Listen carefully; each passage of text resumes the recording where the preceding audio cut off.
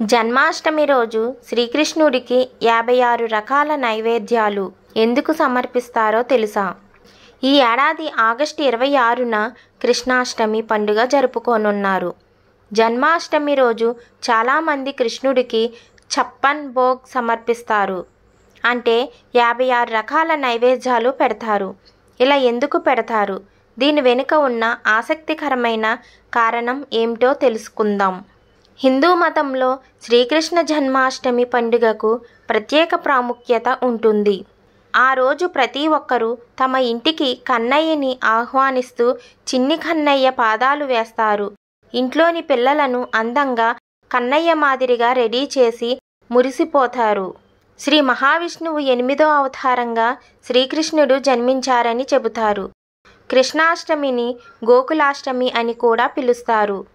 దేవకీ వసుదేవులకు 8వ సంతానంగా శ్రావణ మాసం కృష్ణపక్షం అష్టమి రోజున శ్రీకృష్ణుడు జన్మించాడు. ఈ ఏడాది కృష్ణాష్టమి ఆగస్టు 26వ తేదీన జరుపుకోనున్నారు. ఈ రోజున ప్రజలు శ్రీకృష్ణుడిగా భావించే శాలిగ్రామం లేదా లడ్డూ గోపాల్ రూపంలో పూజిస్తారు. కొందరు ఉపవాసాలు, ప్రత్యేక పూజలు నిర్వహిస్తారు. అయితే జన్మాష్టమి నాడు కొందరు ఛప్పన్ భోగ్ని కృష్ణుడికి సమర్పిస్తారు. అంటే ఇందులో 56 రకాల వంటకాలు ఉంటాయి. వీటిని కృష్ణుడికి నైవేద్యంగా సమర్పిస్తారు. ఛప్పన్ భోగ్ అంటే ఏంటి?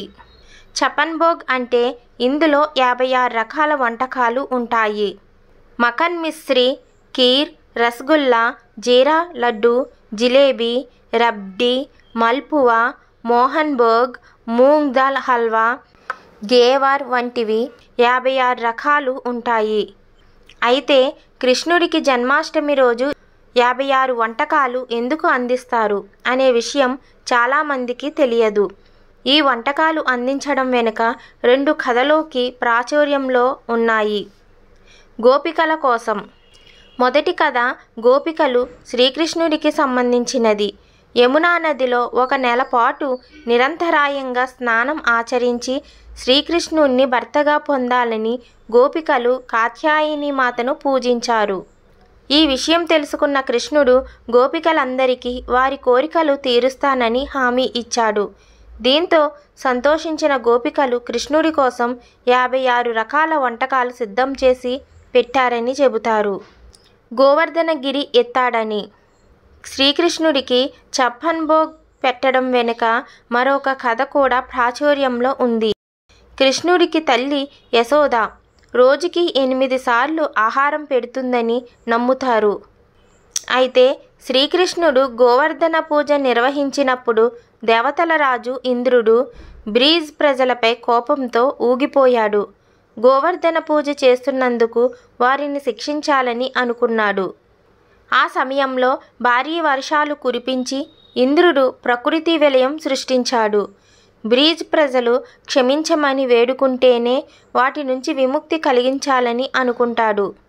కానీ కృష్ణుడు మాత్రం బ్రీజ్ ప్రజలను కాపాడేందుకు గోవర్ధనగిరి పర్వతాన్ని తన చిటికిన వేలితో ఎత్తాడు.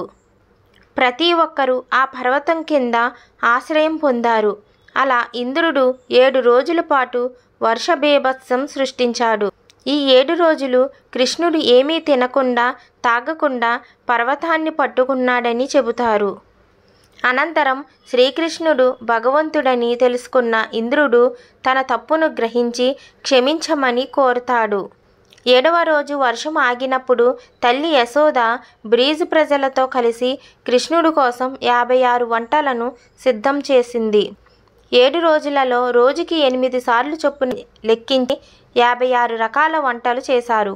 అప్పటి నుంచి శ్రీకృష్ణుడి పూజా సమయంలో ఛప్పన్ భోగ్ సమర్పించే సంప్రదాయం కొనసాగుతుంది.